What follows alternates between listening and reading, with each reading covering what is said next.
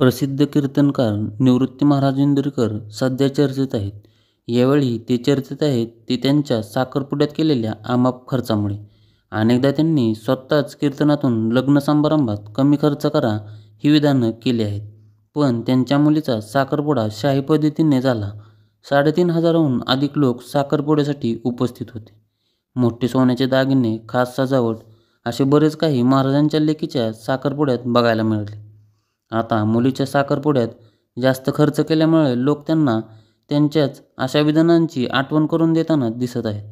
इंदुरीकर महाराजांनी त्यांच्या कीर्तनात आजवर बरीच वक्तव्य केलेली आहेत, पण त्याबद्दल त्यांनी अनेकदा दिलगिरीही मागितली आहे. बोलताना त्यांची भाषा चुकीची असली तरी त्यांचा हेतू शुद्ध होता. त्यांनी आपल्या कीर्तनातून सांगितले की ऐपतीप्रमाणे लग्न करा, कर्ज काढून खर्च करत बसू नका, क्षमता असेल तर करा, नसेल तर करू नका. त्यांचा हा संदेश योग्यच होता आणि आहे, पण त्यांना केलं जाणारं ट्रोलिंग चुकीचं आहे.